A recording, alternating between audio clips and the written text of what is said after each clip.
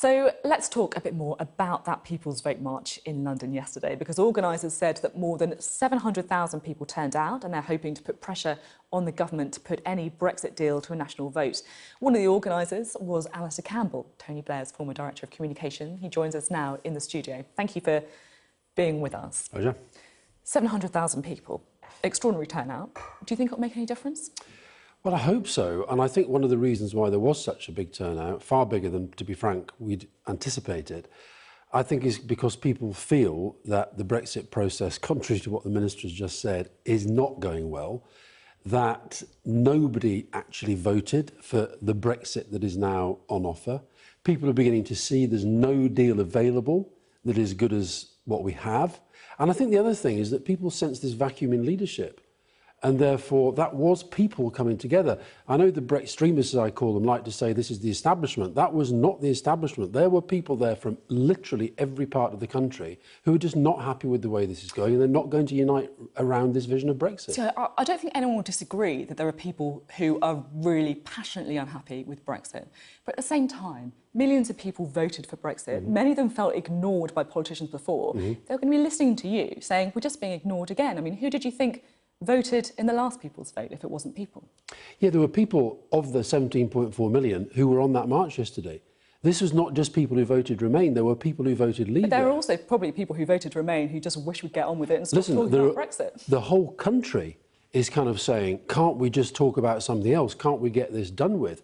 But when people keep saying, I heard Nigel Farage last night saying, the country just wants to get on with it. What is it?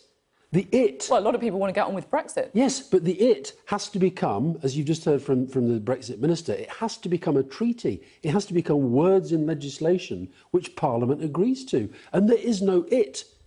I don't believe there's an it that she's going to be able to get through Parliament. What happens then? It may actually be that that is the moment, amid the chaos that might follow that, if she can't get a majority in Parliament for a deal, that's when it goes to a people's vote. And honestly, you just read the front pages. I can remember Alan Clark, former Tory minister, fellow diarist. I can remember him phoning me up once. And I think it was between the first and second of Tony Blair's election wins. And he said, we have absolutely had it. And I said, why do you say that? He said, we now hate each other more than we hate you. That's happening to the Tory party now.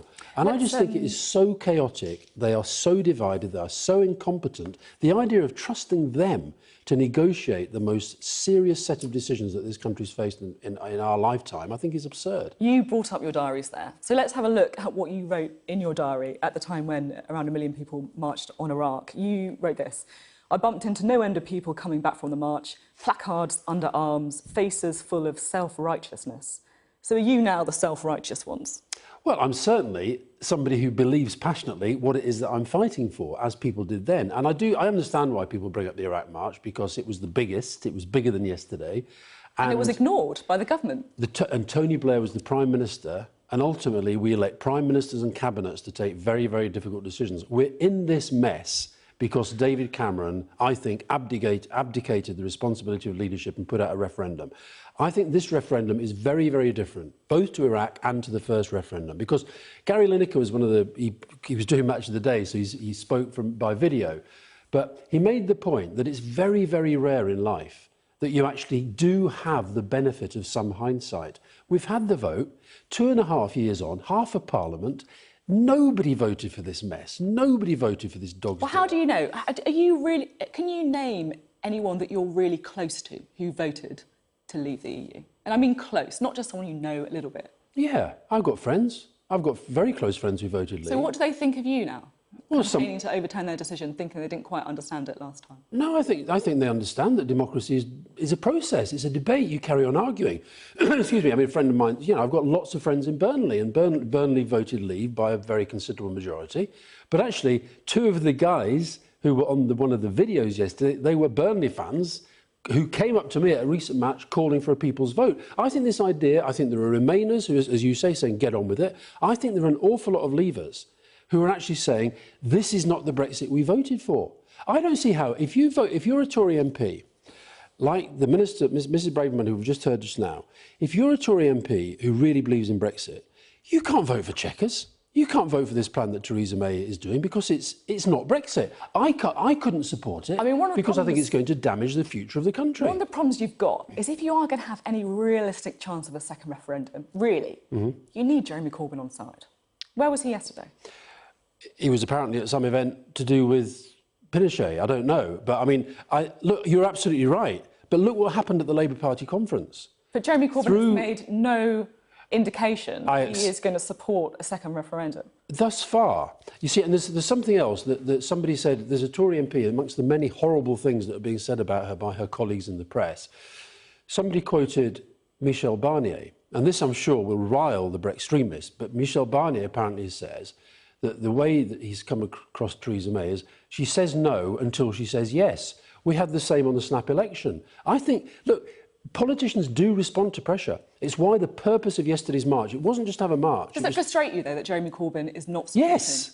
Yes, of course it does. And it frustrated me during the campaign. Do you think it's because he's a Eurosceptic? I think partly it's that. I think historically he's not been a big fan of the European Union. But listen, the other thing I think that Labour members and Labour MPs need to understand, look at who is pushing hardest for this Brexit now. It's the right wing of the Conservative Party. It's Rees-Mogg. Well, it's not Johnson. It's not just. It is it's a caricature to no, it's not. Look at Jacob Rees-Mogg. No, look at the people who are the first in the queue to come on programmes like this to talk about it. It's Rees-Mogg, Duncan Smith, Redwood. It's the right wing. They will damage Labour communities more than anything. Let's talk about the details of what you want. How many options? What would be on the ballot paper if you did get a second Brexit vote? Well, I don't go for this idea. I know Justin Greening floated this idea of a 3-question referendum. I don't think that's sensible. I think the straightforward answer at this stage, I couldn't say, because it depends what emerges from this process. For example, what do you want? As long as the option to remain must be on the ballot paper. What the government is saying is it has to be a choice. Parliament, this so-called meaningful vote, they will only have a choice between her deal and no deal. That's anti-democratic. Are you saying that no deal wouldn't be an option then? I think if her deal gets defeated, no deal may well be an option. So I'm just trying to. So it's no deal, or if she gets, remain, if she gets a deal, I think that probably is the choice that the country faces. But then a lot of people will say that actually, Theresa May's deal should be on there. It's the third way. But this is what she's trying to do. She's trying to say you've got people like me over here who are kind of, extreme on one side of the argument, even though I think we're moderate and sensible. You've got people over there, the Rees-Moggs and Farages, who want no deal. They want this clean break. And she's trying to sort of project herself as the thing in the middle. But her plan does not work. This is where these two sides agree. But if she gets the deal through with Brussels, you're saying that if that's defeated in Parliament, it shouldn't be on the ballot paper? Well, I think she can put it to the ballot paper, but don't forget, it then still does have to get ratified by Parliament. And it has to get ratified by the 27 other parliaments. But if it's voted for in a referendum, then presumably... I accept that gives it an authority. But this is the point. We are in a state of chaos. And all these other issues... Well, it's a little bit chaotic, isn't it, that you're campaigning for people's vote, and yet you can't agree what that people's vote would be. That's not in our gift. That is not in our gift, because... If you're a campaign, then surely it... No, I am saying to you, I think there are probably 3 options, and I'm saying to you that there has to be, one of the options has to be remain is on the ballot paper. And let me tell you... You said there should be 3 options now? No, I'm not. I'm saying there are 3 possible outcomes that I see, but I can't tell you because the chaos is such. I don't think any of us can predict what's going to happen. I've just been talking to some of your guests downstairs. None of us can predict what's happening. I'm simply saying what I think yesterday showed is the country is not uniting around any vision of Brexit. There is a desire to take a look at this again. And the idea that it's anti-democratic, to let the public say whether this is what they voted for.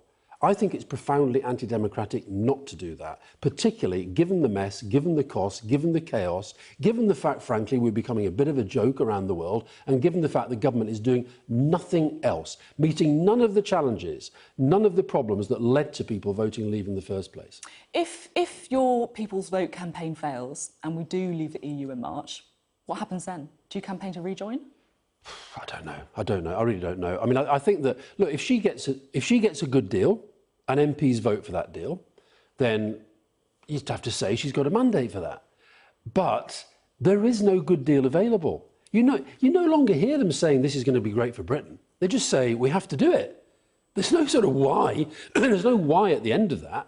And I think it's almost tragic to watch what's going on. I understand why Theresa May feels she has to do this, because she became Prime Minister on the back of this referendum. And because millions of people voted for and because it in people a democratic voted for it. referendum. Yes, but the idea that that's a sort of, that opinion never changes, that the will of the people is some sort of static brick that never ever changes. It is changing. As I say, people like to project that march yesterday as all the kind of usual suspects, the Ramonas. I was bumping into people up and down that march who voted Leave. I was bumping into people who didn't vote and wish they had. And I think this the other point I think is worth making.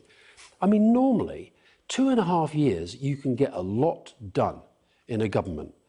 What have they actually achieved in 2.5 years? And 2.5 years, during that time, 1.5 million young people have come of age. This is about their future. And I think they should have a say as well. OK, just at that point, I think we need to clarify we've had an update from Jeremy Corbyn's office. He was actually meeting the former president of Chile yesterday. OK. OK, fine. Thank you very much, Alastair Campbell.